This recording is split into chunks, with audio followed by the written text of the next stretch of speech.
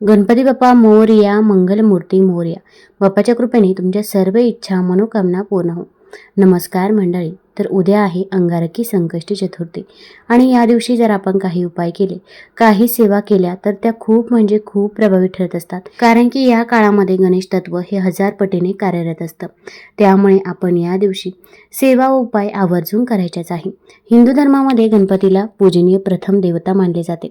कोणतेही शुभ कार्य करण्यापूर्वी त्यांची पूजा केली जाते. ही तिथी यावेळी खूप खास असणार आहे, कारण यावेळी संकष्ट चतुर्थी ही मंगळवारी येत आहे. त्यामुळे तिला अंगारकी संकष्ट चतुर्थी असे म्हटले जाते. अंगारकी संकष्ट चतुर्थीला पूजा करण्याची देखील पद्धत आहे. आता अगदी आपल्याला वर्षभरामधील कोणत्याही चतुर्थीचे व्रत करणे शक्य नसेल तर फक्त आपण वर्षभरातून 2दा येणाऱ्या या अंगारकी संकष्ट चतुर्थीचे व्रत केले, उपवास केला तर आपल्याला संपूर्ण वर्षभरातील संकष्ट चतुर्थी केल्याचे पुण्यफळ हे प्राप्त होत असते. त्यामुळे आपल्याला जर शक्य असेल तर आवर्जून आपण अंगारकी संकष्ट चतुर्थीचा उपवास हा करायचा आहे. आता उपवास करणे शक्य नसेल तर तुम्ही या काळामध्ये पूजा सेवा केली तरी पण चालेल. गणपती बाप्पावरती आपली मनापासून श्रद्धा असणे अत्यंत गरजेचे आहे. आता ही संकष्ट चतुर्थी कधीपासून सुरू होत आहे तर 5 मे रोजी सकाळी 5:24 सुरू होणार आहे आणि बुधवारी 6 मे रोजी सकाळी 7:51 ही तिथी संपणार आहे. संकष्ट चतुर्थीचा उपवास चंद्रोदय आणि उदय तिथीच्या आधारावर केला जातो. त्यामुळे मंगळवारी 5 मे रोजी चतुर्थी तिथी चंद्रोदयाच्या वेळी असेल, म्हणून उपवास आपल्याला मंगळवारी 5 मे रोजीच करायचा आहे. आता या दिवशी चंद्रोदय रात्री 10:31 असणार आहे, तर आपण 10:31 हा उपवास सोडायचा आहे. संकष्ट चतुर्थी हा हिंदू धर्मातील भगवान श्री गणेशाला समर्पित एक महत्त्वाचा उपवास आणि सण आहे. हा सण प्रत्येक महिन्याच्या कृष्ण पक्षाच्या चतुर्थी तिथीला साजरा केला जातो. संकटे दूर करणे आणि इच्छापूर्ती होणे याच्याशी याचे विशेष महत्त्व जोडलेले आहे. संकष्टी या शब्दाचाच अर्थ संकटे दूर करणारी असा आहे. या दिवशी उपवास आणि गणपतीची पूजा केल्याने जीवनातील दुःख, अडथळे आणि अडचणी दूर होण्यास मदत होते.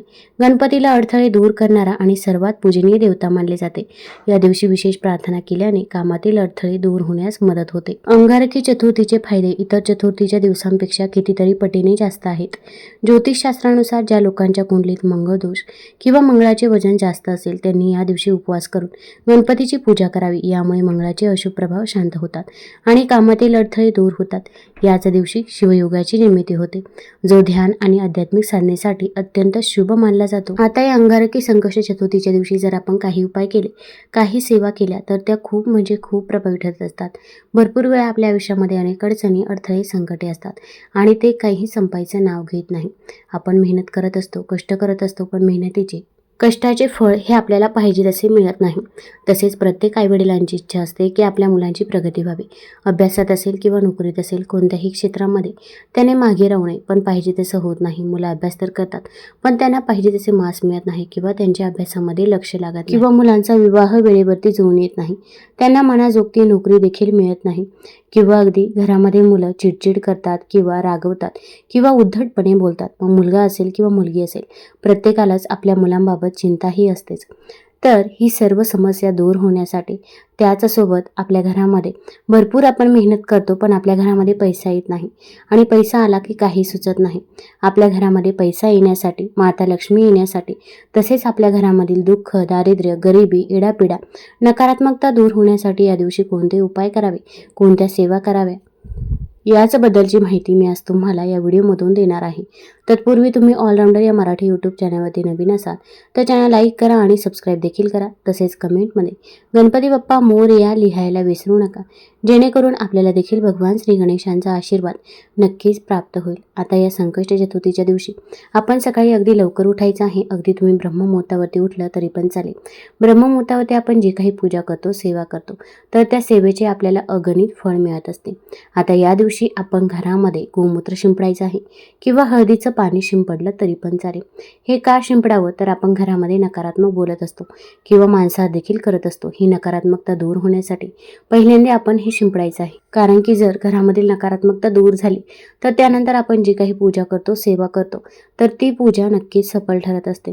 यानंतर आपल्याला काय करायचं आहे तर आपण उंबरठ्याचं लेपन करावं.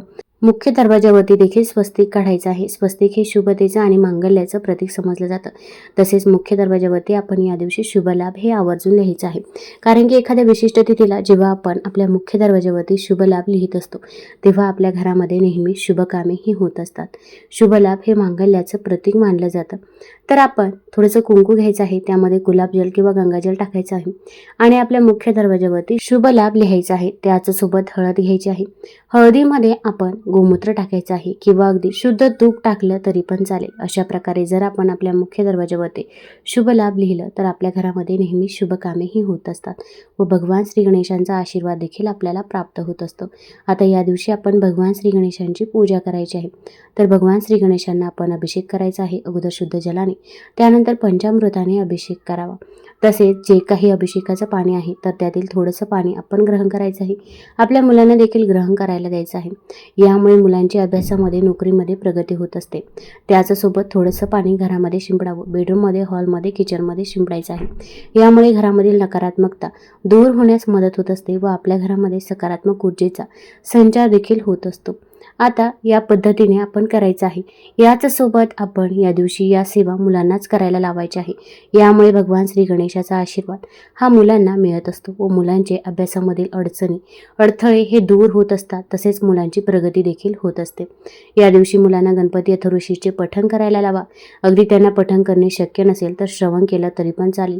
त्याचसोबत ओम गण गणपतये नमः, ओम गण गणपतये नमः या मंत्राचा जेवढ्या वेळा शक्य होईल तेवढ्या वेळा जप देखील आपण आपल्या मुलांना करायला लावायचं आहे. तसेच आपण स्वतः देखील हा मंत्र जप करावा. त्याचसोबत अंगारकी चतुर्थीची कथा देखील आपण या दिवशी पठण करायची आहे किंवा तुम्ही श्रवण केली तरी पण चालेल. यामुळे भगवान श्री गणेशांचा आशीर्वाद आपल्याला प्राप्त होतो व आपल्या आयुष्यातील अडचणी, अडथळे हे दूर होत असतात. त्यानंतर भगवान श्री गणेशांची मूर्ती स्वच्छ पुसून घ्यायची आहे आणि भगवान श्री गणेशांना ज्या काही वस्तू प्रिय आहे तर त्या सर्व वस्तू तुम्ही त्यांना अर्पण करायच्या आहे.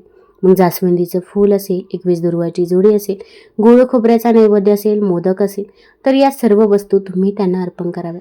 त्याचसोबत एक गोष्ट लक्षात ठेवायची आहे. भगवान श्री गणेशांना जेव्हा आपण 21 दुर्वा या अर्पण करत असतो तर थोडीशी हळद घ्यायची आहे. तर हळदीमध्ये आपण या 21 दुर्वा थोड्याशा भिजवून घ्यायच्या आहे आणि ही दुर्वा आपण भगवान श्री गणेशांना ओम गण गणपतये नमः, ओम गण गणपतये नमः या मंत्राचा जप करत अर्पण करायचे आहे.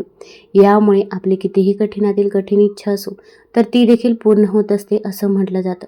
त्याचसोबत या दिवशी बाप्पाच्या कपाळावरती असा एक टिळक जर आपण लावला तरी पण आपली इच्छा बाप्पा हे पूर्ण करत असतात असं म्हटलं जातं. तर आपण हळद घ्यायची आहे. हळदीमध्ये शुद्ध तूप टाकायचं आहे आणि या ओल्या हळदीने बाप्पाच्या कपाळावरती टिळक लावायचं आहे. टिळक लावताना देखील ओम गण गणपतये नमः, ओम गण गणपतये नमः या मंत्राचा जप करायचा आहे. त्यानंतर आपण अखंड अक्षता घ्यायची आहे. या अखंड अक्षता देखील आपण बाप्पाच्या कपाळावरती लावायच्या आहे. आणि असा टिळक जर संकष्ट चतुर्थीपासून आपण कंटिन्यू 21 दिवस लावला तर आपली इच्छा नक्कीच पूर्ण होते असं म्हणतात. किंवा अगदी तुम्ही प्रत्येक अंगारकी संकष्ट चतुर्थीला असा टिळक बाप्पाच्या कपाळावरती लावायचा आहे. त्यानंतर ओम गण गणपतये नमः या मंत्राचा 108 वेळा जप करावा आणि आपली इच्छा, मनोकामना बाप्पासमोर व्यक्त करावी. मग कितीही कठीणातील कठीण इच्छा असो तर ती देखील पूर्ण होते असं म्हटलं जातं. आता या दिवशी आपल्याला आपल्या घरामध्ये एक दिवा लावायचा आहे. आता हा दिवा तुम्ही अगदी सकाळी लावू शकता किंवा सायंकाळी, संध्याकाळी जरी असा दिवा लावला तरी पण चालेल. तर आपण एक प्लेट घ्यायची आहे. प्लेटमध्ये थोडेसे अखंड तांदूळ टाकावे. तांदूळ हे कुठेही तुटलेले, फुटलेले नसावे याची आपल्याला काळजी घ्यायची आहे. त्या तांदळावरती आपण एक दिवा ठेवायचा आहे. तर मातीची पंती किंवा कणकेचा आपण दिवा बनवायचा आहे. आता कणकेचा दिवा बनवताना आपण चौमुखी दिवा बनवायचा आहे किंवा मातीची पंती घेत असाल तर ती चौमुखी पद्धतीने प्रज्वलित करायची आहे. कणिक मळत असताना त्यामध्ये मीठ टाकायचं नाही तर चिमूटभर हळद टाकायची आहे आणि आपण कणकेचा चौमुखी दिवा बनवायचा आहे. आता या दिव्यामध्ये शुद्ध तूप टाकावं. शुद्ध तूप नसेल तर तुम्ही तिळाचं तेल किंवा मोहरीचं तेल हे टाकू शकता. तसेच दिव्याला हळदी कुंकू लावायचं आहे, फूल व्हायचं आहे. आता हा दिवा आपण कधी प्रज्वलित करायचा आहे तर सकाळीच अगदी तुम्ही प्रज्वलित करावा किंवा सायंकाळी केला तरी पण चालेल. पण दिवा कमीत कमी 2 ते 3 तास प्रज्वलित राहील याची काळजी घ्यायची आहे.